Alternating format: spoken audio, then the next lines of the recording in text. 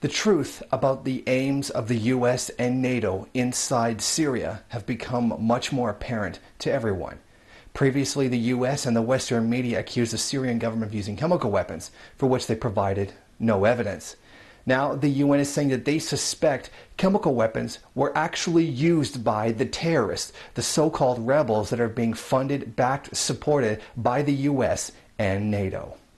Originally what had happened was that the Syrian government had reported that chemical weapons had been used by the rebels.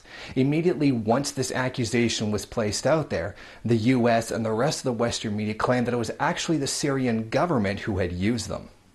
Carla Lapont, the woman heading the UN investigation into the use of chemical weapons, says they have solid concrete evidence that the Syrian rebels have actually used the chemical weapons and that it was not the Syrian government as the Western media has asserted. Our investigators have been in neighboring countries interviewing victims, doctors, and field hospitals, and there are strong concrete suspicions, but not yet incontrovertible proof of the use of sarin gas. This was use on the part of the opposition, the rebels, not by the governmental authorities. While she says that there is no absolute concrete proof the weapons had been used by the rebels, the US and the Western media continue to assert that Assad's forces had used them with absolutely nothing to back it up whatsoever. Meanwhile, the Syrian rebel forces and the Syrian government continue to trade exchanges of the use of the chemical weapon, sarin, which has been classified as a weapon of mass destruction and is banned under international law. Previously, the US said that the use of chemical weapons by the Syrian government would be the tipping point that would cause them to become physically involved in the war, like actually sending troops to go and fight. Now it appears that the rebels, the people that they are paying, funding, and training, along with England and the rest of NATO, have actually used the chemical weapons themselves.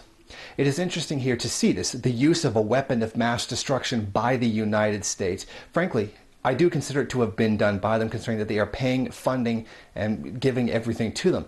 The US and NATO have used, in my opinion, a weapon of mass destruction against the Syrian people.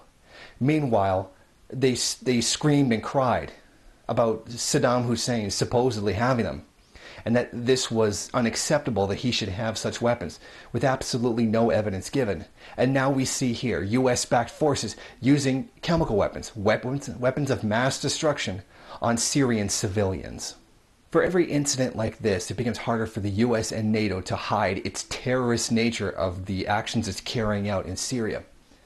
And even with all of this, there are far too many people on the left and far too many people in Marxist communities who don't seem to think that it's necessary to stand with the Syrian people against US imperialism.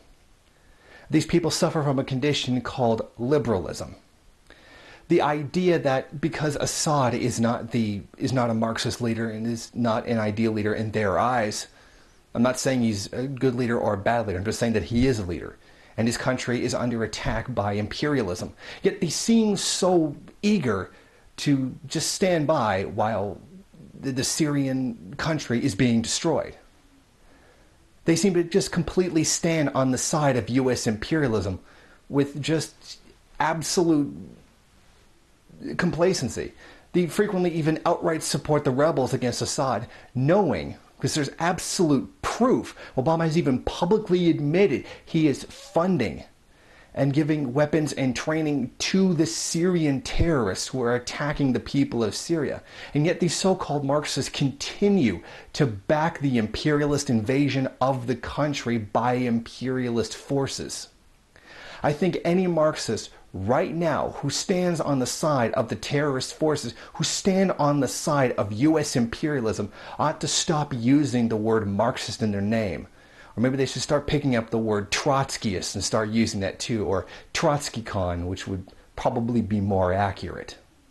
This is a very clear case of imperialism against Syria. It doesn't matter that Assad is not a Marxist leader. It doesn't matter that he's an ideal leader in the eyes of Marxists. This is a sovereign nation under attack by US imperialism, and these so-called Marxists are backing that invasion. They should stop using the word Marxist in their name and start referring to themselves by what they are. Liberals. Little pro-imperialist liberals like Michael Moore, who, despite all the crying and complaining about the Iraq and Afghan invasion, jumped right on the bandwagon of U.S. imperialism invading Libya. They should ally themselves with him, and not with Marx, Engels, Lenin, Mao, Stalin, and the rest. They need to stop calling themselves Marxists. Or, more importantly, need to stop siding with imperialism.